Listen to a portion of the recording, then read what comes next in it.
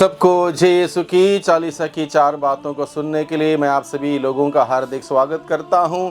आज मार्च की 21 तारीख है, बृहस्पतिवार का दिन है और आज के दिन में मुख्य रूप से प्रभु अपने वचनों को सुनने के लिए, समझने के लिए, उसके अनुसार जीने के लिए हम सबों को निमंत्रण देता है। तो आज की पहली बात है जो हमें मनन चिंतन करना है।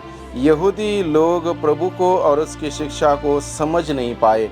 प्रभु यीशु ने अपने ही लोगों को अपनी शिक्षा दी, अलग अलग चिन्ह चमत्कारों के द्वारा अद्भुत से अद्भुत कार्य करते हुए उन्हें संदेश दिया कि प्रभु के कार्य कैसे हैं। लेकिन यहूदी लोग समझ नहीं पाए। इसलिए समझ नहीं पाए, उनका दिल कठोर था। वो दूसरी बात ये भी सोचते थे, प्रभु हमारे बीच में से तो हैं, माता मरियम और यूसुफ जिनको हम जानते हैं, इनको ये सब ज्ञान कहाँ से मिला। ये सब अनेक बातों को लेकर वो अपने दिमाग को खोल नहीं पाए, शिक्षा ग्रहण नहीं कर पाए, दिल को कठोर बना के रखे, जिस वजह से प्रभु की शिक्षा और प्रभु यीशु पर उनका विश्वास नहीं रहा और जिस वजह से उनके जीवन में प्रभु की आशीषें, प्रभु की बरकतें नहीं आ पाई, क्योंकि उन्होंने प्रभु के लिए अपना दिल नहीं खोला। इसलिए आज के दिन में प्रभु हम सबों को निमंत्रण देता है, हम अपना दिल प्रभु के लिए खोलें, अपने जीवन में प्रभु के लिए प्राथमिकता दें। प्रभु का वचन कितना हमें ज़रूरी, इस बात को समझते उस वचनों को ग्रहण करें, उस शिक्षा को ग्रहण करें। जो व्यक्ति प्रभु की शिक्षा ग्रहण करता है वो अपने जीवन में सफल होता है। जो प्रभु की शिक्षा ग्रहण नहीं कर पाता वो सफल नहीं हो पाता है। दूसरी बात आज के दिन में मनन चिंतन करने के लिए हम सबों को दी गई है, प्रभु की शिक्षा जीवन प्रदान करती है। प्रभु की शिक्षा स्वयं जीवंत है, सशक्त है, दुधारी तलवार से तेज है। वो आत्मा और जीवन है। जितना हम सुनेंगे, जितना हम पढ़ेंगे, जितना हम ग्रहण करेंगे, उतना हमारे अंदर यीशु का जीवन आएगा, प्यार का जीवन आएगा, शांति का जीवन आएगा, क्षमा का जीवन आएगा, एक दूसरे को समझने का जीवन आएगा, एक दूसरे की तारीफ करने का जीवन आएगा, एक दूसरे को क्षमा करने का जीवन आएगा। ये है प्रभु का जीवन। जितना हम प्रभु का वचन सुनेंगे उतना प्रभु का जीवन हम ग्रहण कर पाएंगे, प्रभु का जीवन जी पाएंगे। और यही जीवन जीने के लिए हम सबों को बुलाया गया है। इसलिए अगर हम आज के दिन में प्रभु का जीवन नहीं जीते हैं, दुनिया का जीवन जीते हैं, द्वेष का, लड़ाई का, बदले की भावना रखने का, ईर्ष्या करने का, ऐसा जीवन प्रभु का जीवन है। उससे मुक्ति पाना है तो हमें प्रभु का वचन सुनना है, पढ़ना है, ग्रहण करना है, प्रभु की शिक्षा को ग्रहण करना है। इसलिए हम आज के दिन में प्रभु से प्रार्थना करें, प्रभु अपने वचनों के द्वारा प्रभु मेरा मार्गदर्शन कर, अपने वचनों से मुझे भर दे, ताकि प्रभु आपके जीवन से मैं भर जाऊं।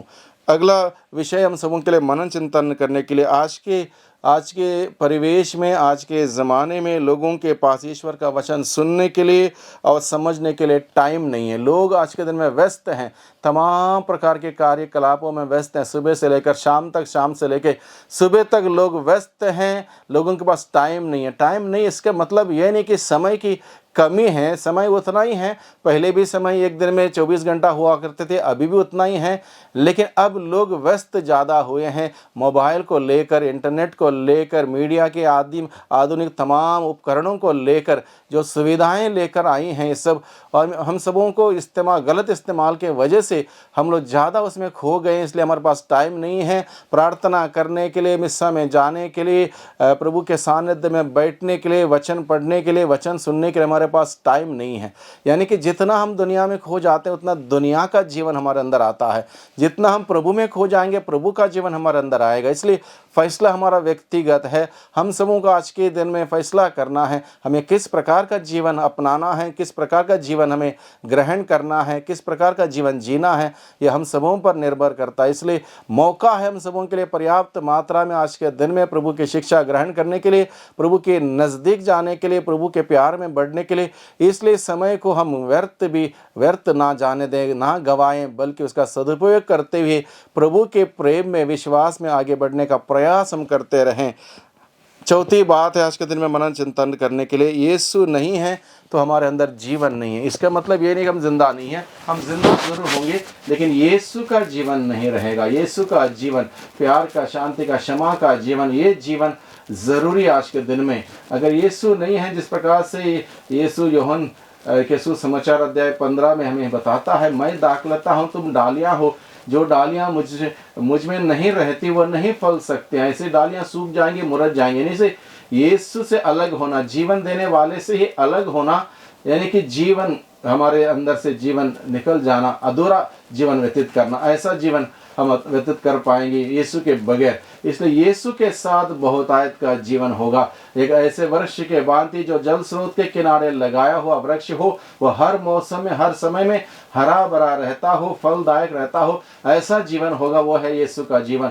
ऐसा जीवन जीने के लिए प्रभु हमें अपने वचनों के द्वारा आज के दिन में बुलाता है। इसलिए प्रभु का वचन ग्रहण करें, प्रभु के वचन के अनुसार जीने के लिए हम प्रयास करें, प्रभु से शक्ति सामर्थ्य मांगें। दुर्बल हम सभी जरूर हैं, प्रभु अपने आत्मा के द्वारा हमारी अगुवाई करेगा और हम सबों को उसके वचनों के अनुसार जीने के लिए, बहुतायत का जीवन जीने के लिए, आनंद, खुशी, प्यार, शांति, क्षमा का जीवन जीने के लिए प्रभु हमें सिखाएगा। ऐसा जीवन हमारे लिए अच्छा है, दूसरों के लिए अच्छा है, एक प्रकार का आशीष का कारण होगा दूसरों के लिए, और हम सबों के लिए आध्यात्मिक जीवन में विकास का एक कारण होगा। इस प्रकार का जीवन जीने से हम सभी प्रभु की महिमा देख पाएंगे, प्रभु की महिमा कर पाएंगे। वही प्रभु हमारी मदद करें, हमें आशीष और बरकत प्रदान करें। आमीन।